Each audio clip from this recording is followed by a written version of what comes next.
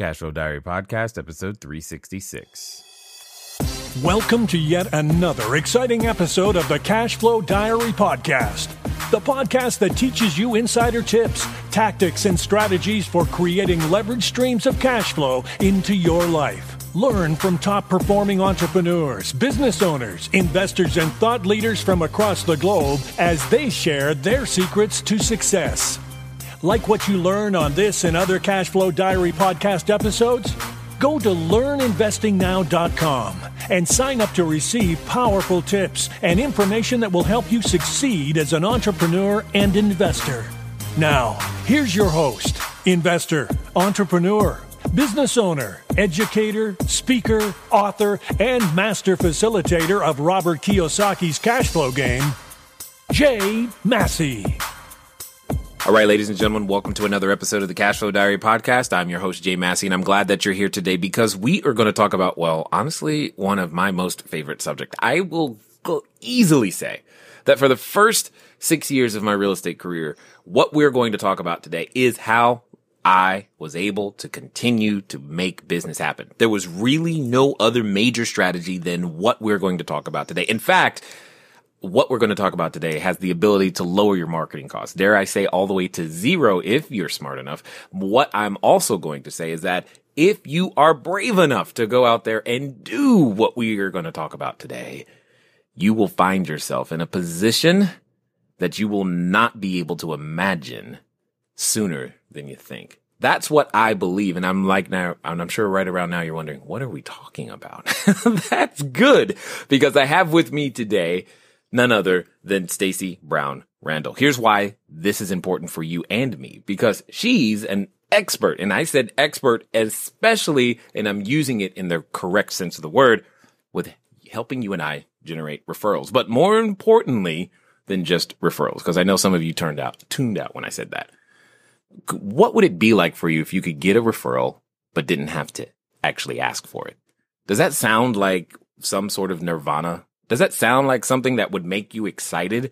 Because I know that some of you have that challenge, and I know that some of you have products and services that would, explode if you could just get in front of more customers and make that thing happen. Well, Stacy is here to make sure that that thing happens. So what does that mean? That means break out the notepads, the iPads, and any other pad that you might need to take some notes, because it's going to be time to pay attention to none other than Stacy Brown Randall. Stacy, you there? I am here and ready. And ready. That's good. Well, you think you're ready. You don't know yet. That is actually very true. So let me just take it back. Got it. Okay. So with this, what I like to do when I tend to ask everybody the first time that they're here, this very same question and I got to ask you the same one. Are you ready for it? I'm ready. All right. I tend to look at today's entrepreneurs a lot like yesterday's superheroes. You know, Wonder Woman, Black Widow, the Hulk, Spider-Man, etc. And I think entrepreneurs and superheroes have a ton of things in common. Chief among them is that occasionally we use our special skills and abilities and to serve other people, but sometimes we actually imagine ourselves, in capes and tights and really, really helping people in a single bound. Also, however, just like superheroes, entrepreneurs have a beginning. If you think about Spider-Man, for example, he was just a college kid, going to school, taking some photos, and then one day he gets bit by a spider, has to decide what to do with this new gift, and then we know him as Spider-Man.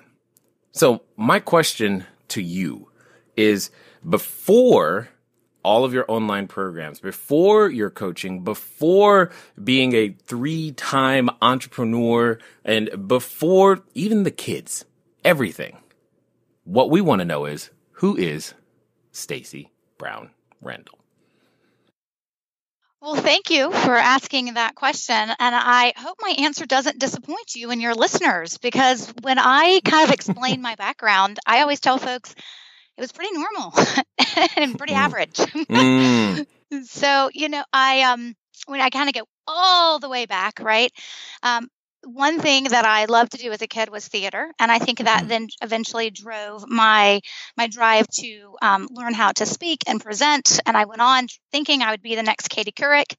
And I gave up that dream while I was in college. And, that typical lifestyle. I have an older brother. I've got 2 parents. They're still married. They love me. I can, now that I'm older, can do no wrong. Besides, I produce the grandchildren.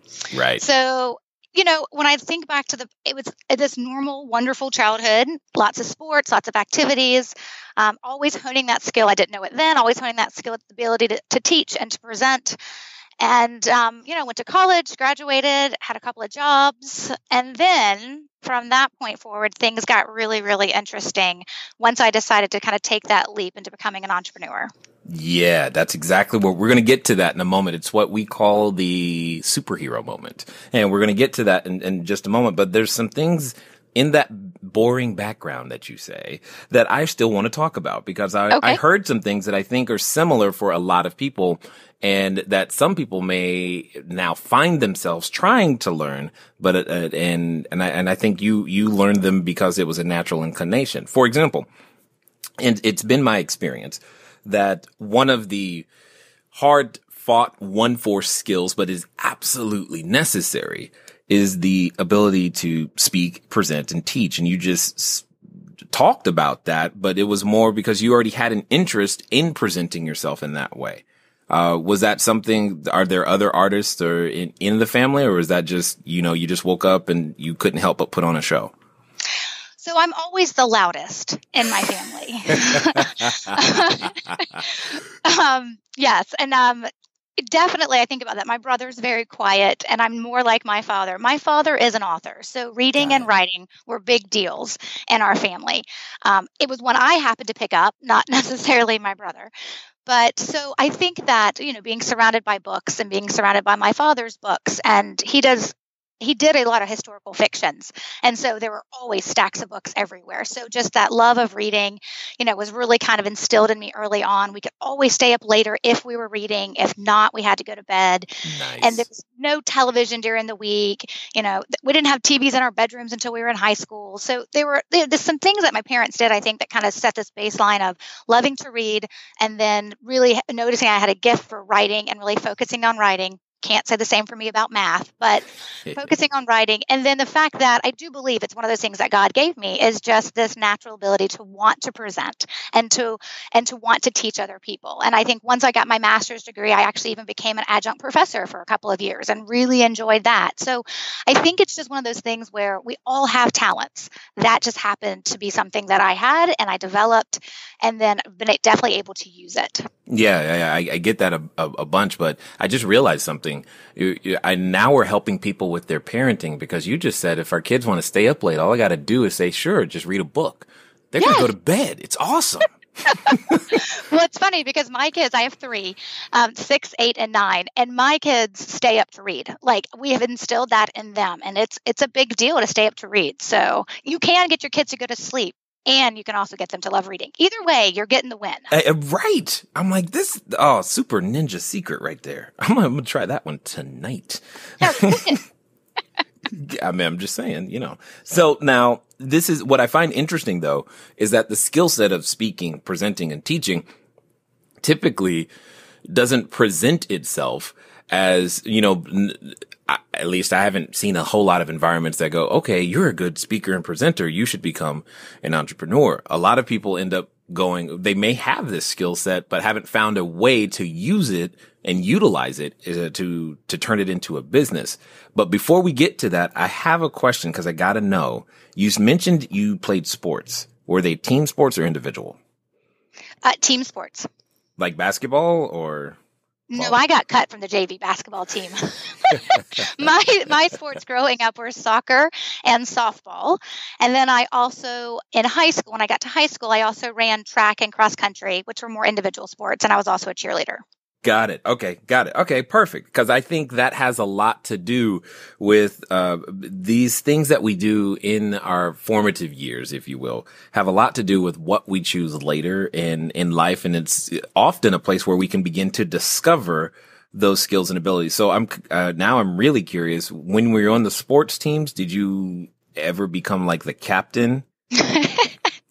You just want to know all my secrets, don't you? Hey, that's my job. Everybody's trying to build cash flow and figuring it out. And that's, so I've got to dig to go, okay, what makes Stacy tick so that they can know, hey, I'm like Stacy, I can do this.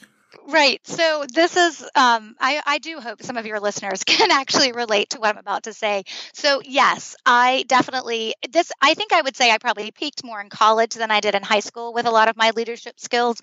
What I learned in high school was more so when trying to, being the captain of the JV cheerleading squad and, being in some of those leadership roles with some of the sports that I was on. What I actually learned was I'm really bossy and people don't like that. So particularly girls. Yeah. So what I actually learned is that I have a lot of work to do on my leadership skills. And I think that truly has informed, who I am today and how I approach my work and the boards and committees that I serve on. But so definitely, I think that I am competitive by nature. I definitely get that from my mother. But when I think about like what the typical things you get out of sports, like that teamwork and competitive spirit and drive, like what I was learning was, yes, all those things. And you have got to learn to be a better leader because nobody wants to be your friend when you're so bossy. Yeah, well, this is a great topic, I think, because I'm going to assume that there's a number of people, either via a gender bias or just because they don't want to be perceived as bossy, etc. Maybe they're holding themselves back. So how did you find the balance between staying, quote unquote, true to yourself, if you will, but and being that leader without necessarily having to be alone on the weekends? Right. So there was one key moment that actually happened to me when I was a 10th grader in high school. And I can tell this story with exact clarity because it's followed me forever. Wow. And I was elected to be the captain of the JV cheerleading squad. And cheerleading, we would cheer, obviously for fall and spring, for football and basketball. So by the time we got through our football season and we were starting our second season and going to be, cheering for the basketball team, the team took a vote and they impeached me. Nice. And I was no longer the captain. The nicest girl on the team was now the captain of the JV cheerleading squad. And to be honest, I don't think that had ever happened. But if it was going to happen, it was totally going to happen to me. And I remember a clear moment when one of the girls who on the team with me that I definitely had some issues with came up to me afterwards. And she said, "You know what, Stacy, I learned a lot from you today." And I was like, sometimes I just thought she wanted to beat me up. So I was like, "Oh, okay." And she was like, "When we voted to put somebody else as the captain," she's like, "we really expected like some type of temper tantrum or some type of show." She was like, "And you were really calm and you just moved on with practice and we just got on and it made it easy for all of us just to kind of move on." And I don't remember thinking to do that, like, "Oh, let's be calm. Let's just move on with practice. Let's make this easy on everybody." I think I just, like, I don't know where it came from. It just came from me. But her feedback to me to tell me, like, we really respect that. We really appreciate that. That was such an important moment for me to remember, what it looks like when you're trying to be a leader and when you're trying to actually get things accomplished. And that moment of, wow, my reaction to this, right, kept this team intact and we kept moving forward. I just think that was a very poignant moment for me in my life. Indeed. And this was in high school? It was. I was a 10th grader. Yeah, this is a different high school than the one I remember, but okay. Okay. And I'm willing to bet that some people would even say that there are some people in other high positions right now that could take a lesson from being able to receive feedback as well as you did that young. So that's amazing to me right there. Yeah, it was a good lesson to learn. Yeah, I don't know how you teach that, to be perfectly honest, but it was a good lesson to learn. Okay, so now let's jump forward a little bit because you mentioned that there were a couple of jobs that you had. So were those jobs related to anything that you did in school or college, or did you just do the Pizza Hut thing? So not the Pizza Hut thing, though I do come from a family of restaurant entrepreneurs. So I know better than to go work at or run a restaurant. Actually, the interesting thing about my life is I'm surrounded by entrepreneurs in my family. I was telling this to somebody the other day, I am the daughter, granddaughter, sister, niece, and wife of restaurant owners. Wow. So yes, it's crazy. But, those jobs that I eat well. Right. Well, you know what that means is I never learned to cook. My poor husband. Right. Yes, I'm trying to learn that now, and I don't know why people enjoy it. It's just stressful for me trying to get everything timed out right. She's like, can't we hire somebody for this? Yeah, right. I totally understand. Isn't there these things called restaurants? We can get some takeout. Exactly. DoorDash, Uber, somebody bring me some food. Yeah. Yes, bring me some of my food. So, but the jobs that I had when I graduated from college, from undergrad, and because it would be a number of years before I would go back and get my master's degree. But when I graduated from college, I graduated with offers to become like the weekend weather person and weekday reporter at a couple of stations in the town where my college is. I went to the University of South Carolina. So that's in Columbia, South Carolina. They have an incredible journalism program, particularly a broadcast journalism program. And so I came out and I was like, no. And my parents were like, what? You've spent all this time saying you wanted to be on television and now you've got offers and you're saying no. And so I had gotten into a little bit into nonprofit world while I was in doing some different fundraisings and things when I was in college. And I was like, well, I at least have that background. I don't want to do that forever, but I have that background so I can at least go find a job. And that's what brought me to Charlotte. And I worked for a lobbying firm, and then I worked for the Chamber of Commerce, and I had a few other positions within that time. But what I really honed was a background in sales and marketing, and then a background in workforce development and HR. And that's really what those jobs kind of conditioned me to do. Interesting. I didn't see that turn coming at all, by the way. Right. Well, and I'm also the type of person who I can bore easily. So even when I was working a full-time job, I was a realtor on the side. Got it. Now this is making sense. Yes, that's the characteristic I think many entrepreneurs have. Is like, okay, I figured it out. What's the next challenge? And because this is not challenging me anymore. I totally understand that. Totally understand it. Now, a lot of people listening, when they're on their journey to build their cash flow, they reach this point to where they've done their job. They're like, I'm really they're looking for more of something, more time, more money, more freedom, more choice, more something. And what happens is they go, you know what? I think I want to do a business. That's what I want to do. If I do a business, that will help me to get to where I want to go. However, they've gotten used to operating as an employee. They've gotten used to operating in a job, and it requires a special sense of courage in order to escape the gravitational pull of the whole job thing. Now, my question to you is twofold. In order to do that, you have to first discover that superhuman, that superhero ability, if you will. You've got to discover what that is. One, I want to know how you found out what your superhero ability was, and then how did you develop the courage to go, you know what? I'm going to build a business around this. So I would say that, when you think about that ability, I always had the opportunity, or not, I should probably say it this way. I always had the ability to kind of look for the next opportunity. That was a little bit of my MO, and not necessarily because I could, well, yes, because I could bore easily, but if you could challenge me, you probably could get me to stick. But at the same time, what I learned through all my jobs is that I actually don't make a great employee. I don't. Yes, you do. Right? So I don't play politics well. I just don't. I can't stand favoritism. I think it's just the bane of all corporate America existence. And I am a competitive person. So if you're not going to reward me based on what I've been able to accomplish, and you're going to reward me based on like what everybody else gets, rewarded on, which is like average, like that's going to insult me. Right. So when you kind of combine those things, and I come from a family where being an entrepreneur is not new.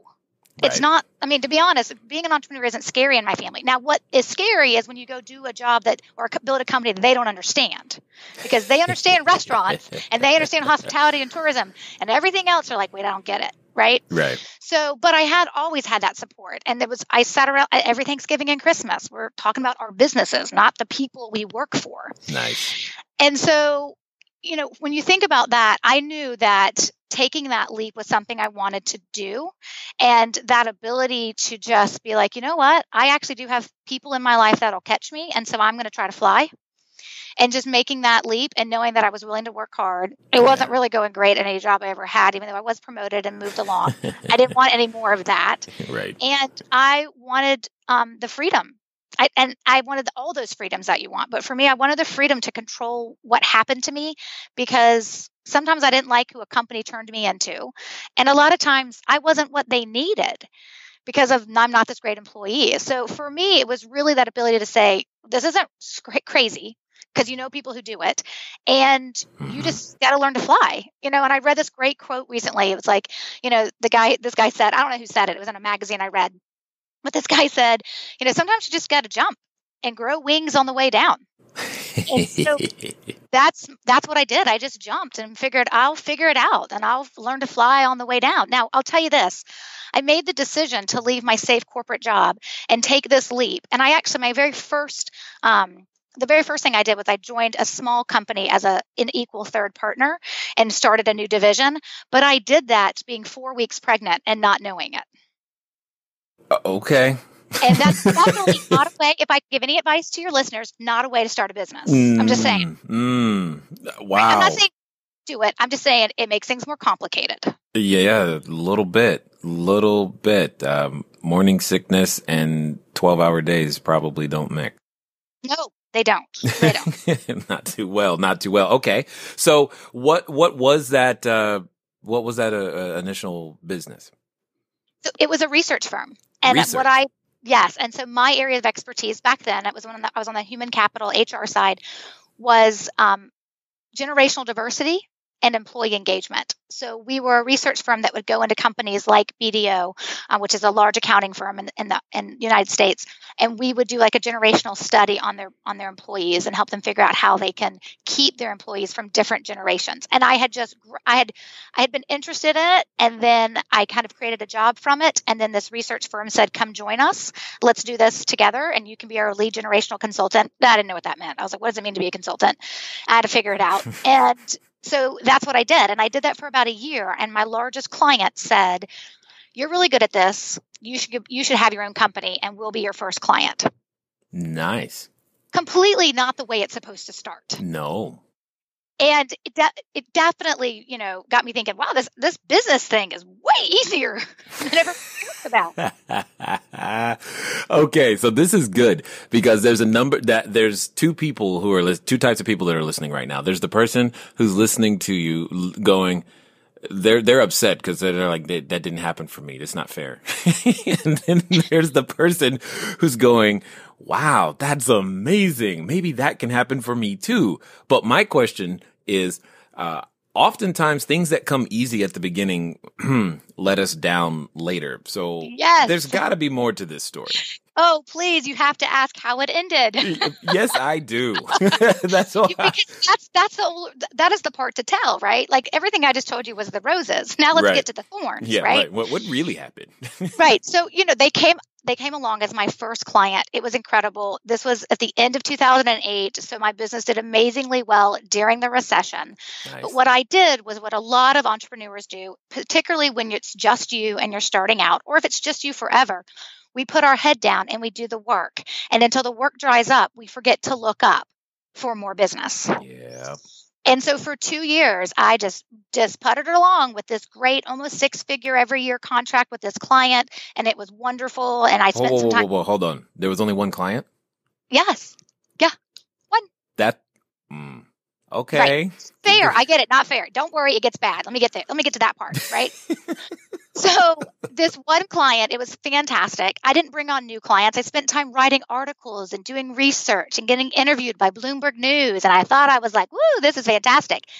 Wow. Until that one client with their huge contract wasn't a client anymore. Mm-hmm. And I was like, oh boy, because I cannot go back to work.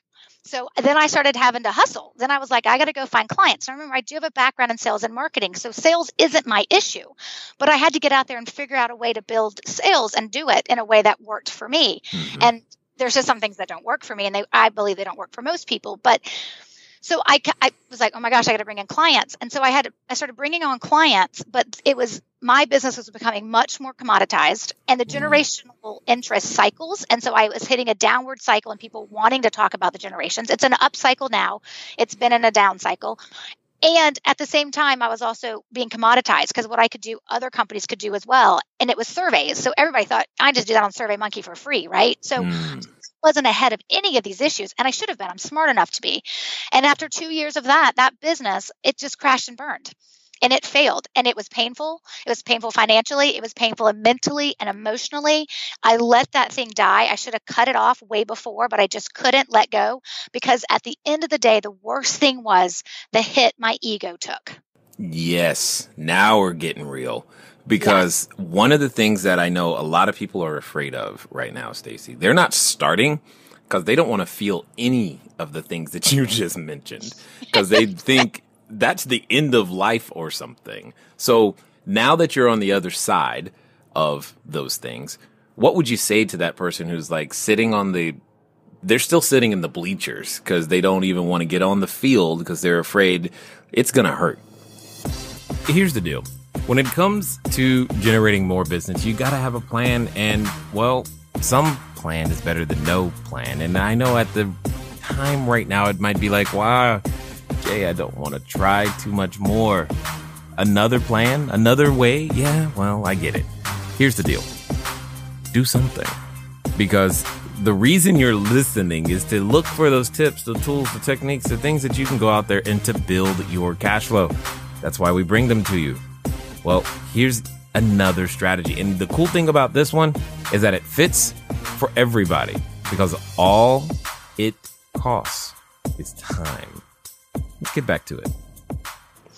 So the number one thing is have a plan, right? Like, have a plan that it could fail. And I know all the positive psychology out there tells you think positive and it will happen, right? I mean, literally just taught that example to my children about, they were all like, we're going to lose our basketball game. I'm like, of course you are. You're saying you're going to lose. And I taught them about positive psychology. So I get that, right? But at the end of the day, have a plan like it's going to fail, and figure out what will be worst case scenario if that happens. And then figure out, can you live with worst case scenario? And most of us can.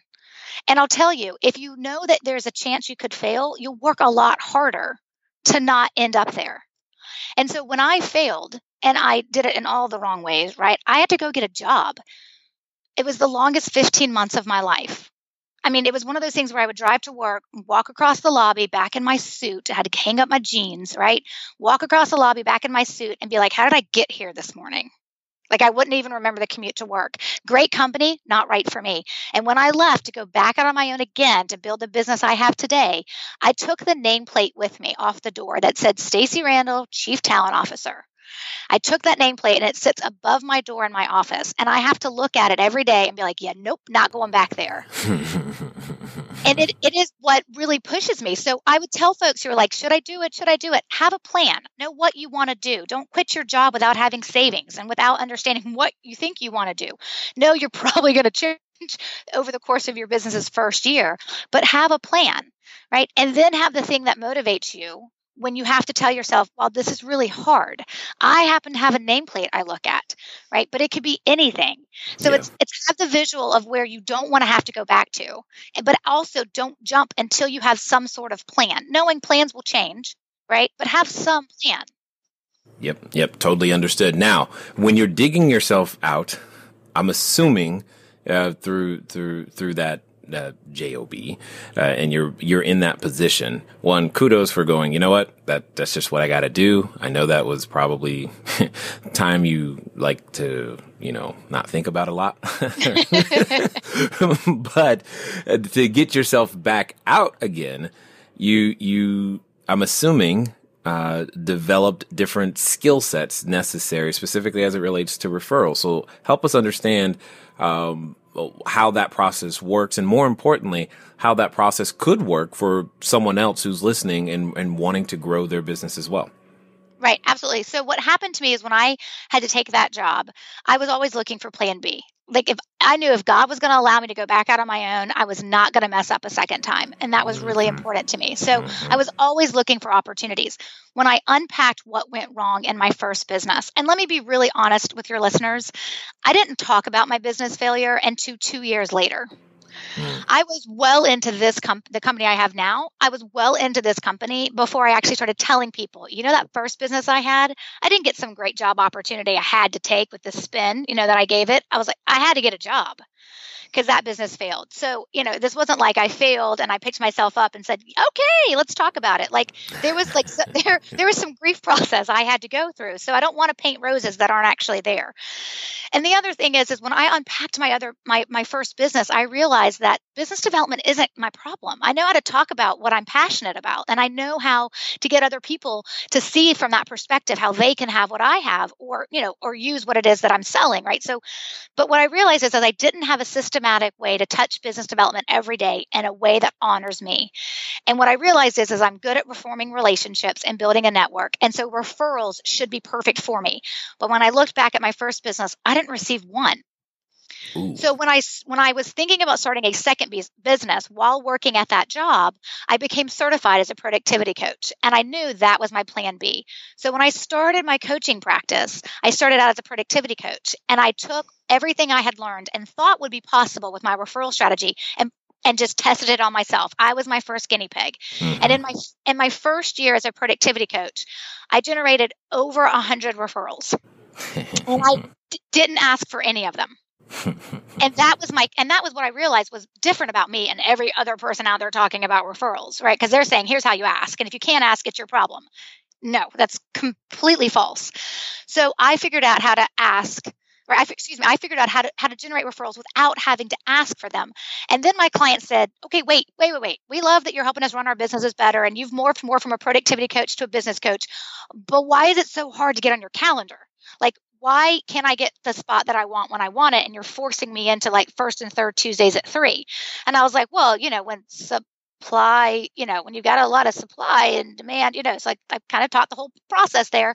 It's that the idea here is that demand for me is going up, supply is dropping, and it's all because I'm getting these referrals. And then my client said, because most of them are business owners, and they are in what I call relationship building sales. So I've got to build a relationship with you before you're going to decide to buy me. So not buying a book from Amazon, but deciding to buy my house with you, right? Or deciding to let you invest my money as my financial advisor, or to do my taxes, or whatever it is. I realized that they said, teach me your referral strategy. And I realized that what I had actually created a strategy. And then I started duplicating it for them and teaching it to them. And then they started having success, and in some cases, better success than me. Yeah. And it's not about the volume, right? I mean, some definitely have better volume, but it's about the types of clients that they would be bringing in and how much time that they saved and how much money that they saved. And then I realized I'm onto something here, and I can help more people if I can do this in a way that's not just the face-to-face, one-on-one type coaching. And that's when I decided to launch my online program, which is my Growth by Referrals online program, to help as many people as possible. And what makes me different is I will show you a way to generate referrals, and you're not going to ask through the process. And if you want to ask, and I get this a lot, people are like, well, I'm not against asking. I'm like, then I can't help you. Because I think that goes against actually the way that we're wired as humans to actually want to help somebody else. And we want to help. We don't necessarily want to be told we have to help. Interesting. And that's what asking does. Okay, so I'm going to ask, why is asking so, we'll quote in air quotes here, bad? So here's the thing. So when you think about someone asking you, right, for a referral or to help, like when they ask for help, that's different. When they're asked, because usually when someone says, I need help, you probably say, and I'm assuming, Jay, you'd be like, yeah, how can I help you? What do you need? Right? But that's referral is typically positioned.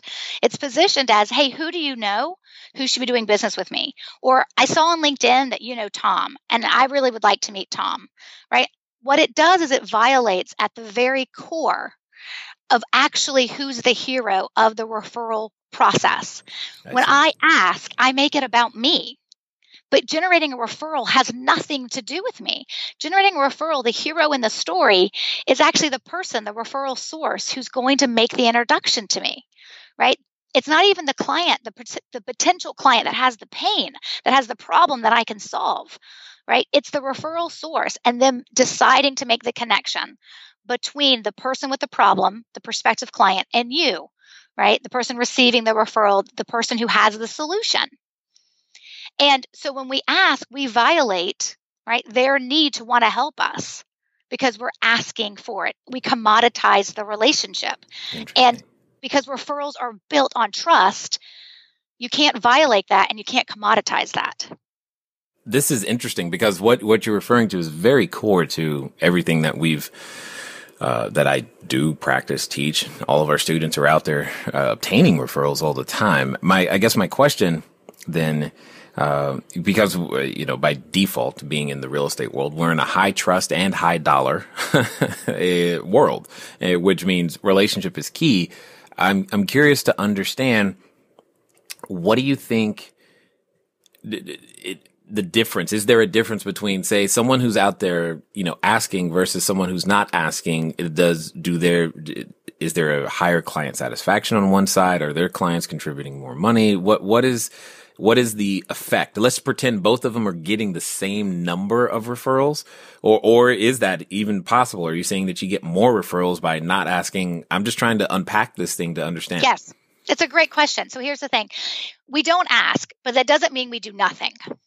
So okay, right? That's good. All right, let's put this out there in context, right? So it's not like this is the philosophy I tell everybody. And I think this is the philosophy you have to know about before you can decide, all right, I think I'm on board with what Stacy's talking about, because every expert talks about their philosophy, and you have to understand that, because that is how you're a better consumer of their message, their marketing, their materials, whatever, right? So my philosophy is referrals come from relationships. Relationships come from connections, and connections are maintained through ongoing touch points. And when I say touch points, don't you dare think I'm talking about an email newsletter you send out every month and say, whoop, I'll stop done. That. Right? No, you can do it. You just do it to generate sales. You don't do it to generate referrals, because referrals is not a part of your sales strategy.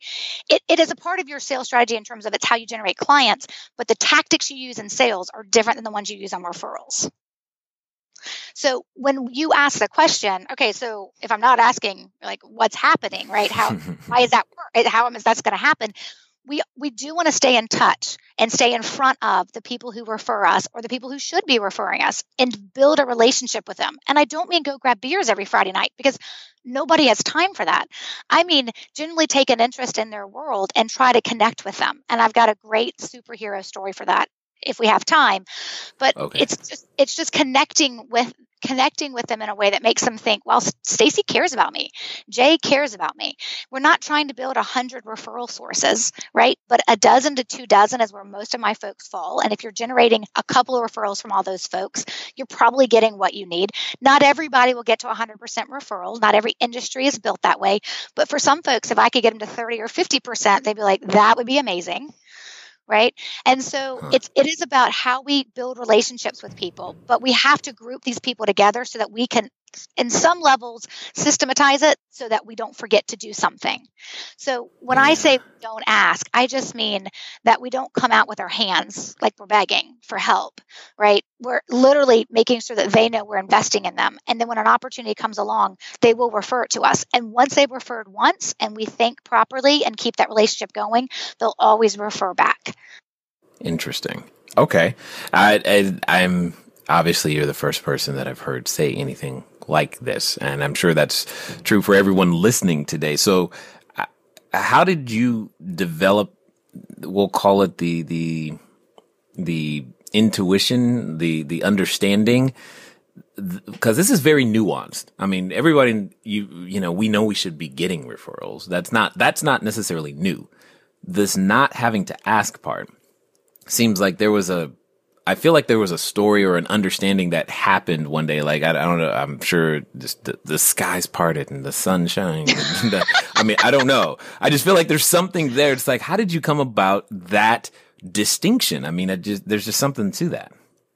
So I started, and you know what, to be honest, I don't think there was the skies parted. That would be an awesome story for me to tell. I think that for me, I just started figuring out, when I was receiving referrals, what had I done just before that to make that happen? And had I done anything, right? So sometimes I would receive referrals and I would realize, 3 months ago, I made a connection for them that I knew that they needed, and they just remembered me favorably, right? So I started looking back to figure out, why am I generating referrals? But here's the other thing.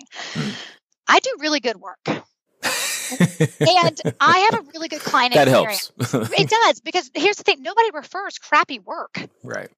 And I specifically like to help people in what I would call dime a dozen professions, dime a dozen industries where there's like a gazillion of you, realtors, financial advisors, attorneys, bankers, right? I prefer to work with people in those industries because I think it's so easy for them to stand out. And I'm not teaching them marketing stuff. Right. I'm teaching them referral stuff. And that I think is so easy to stand out because I really help folks create, okay, you got to have this great client experience to give me a reason to want to talk about you or to know you do great work so that I'm comfortable referring you, right? To create that buzz and that wow factor. Right. That's really, really important. And I think that coupled with the fact that I just stayed in touch with the people who could be referring me. And then I did it in a system so that I could keep up with it and it didn't overwhelm me. That's when all the pieces just fell into place. And I looked up and I was like, wait, I have figured out how to wash, rinse, and repeat this too. And that's when I said, okay, now my clients are able to wash, rinse, and repeat. I really think that when you look at the success I've had and all my clients have had and they continue to have, that's when I was like, you know what? More people need this message. Because to your point, Jay, I am a contrarian. I go against everything out there in the advice about generating referrals. And I think this is the good news message, right? That people need to hear, because if you think you have to ask to generate referrals, you're just not going to do it. So you've made a decision that you're not going to get referrals. And this is what I'm trying to teach people is, no, that's not true. If you do good work, you are worthy of referrals. You just got to know the system, the plan to stay on top of it and in front of it. Love it. Love it a lot. In fact, here's what I know. I know that there's a number of people listening right now who also love exactly what you are saying. They are picking up what you're putting down and they probably want more of it. What's going to be the best way for them to track you down? Tell us how to stalk you online so that we can get more of you. Yes, please stalk me in a very professional way. Yes, that's what we meant. That would be awesome. So, of course, you can find my website. It's growthbyreferrals.com. I have Stacy Brown Randall has a Facebook page as well, a business Facebook page. You can always hang out with me there too. I've got a group called Referrals Without Asking. If you ask to be invited to that group on Facebook, I'm happy to include you.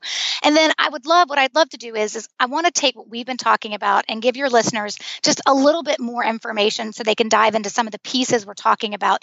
So I have a free report. It's called The 7 Deadly Sins of Generating Referrals. It's the no-nos, the thing not to do. And one of them we talked about was asking, right? That's a no-no. I'm sure it's going to read like a checklist for me, but go ahead. Keep going.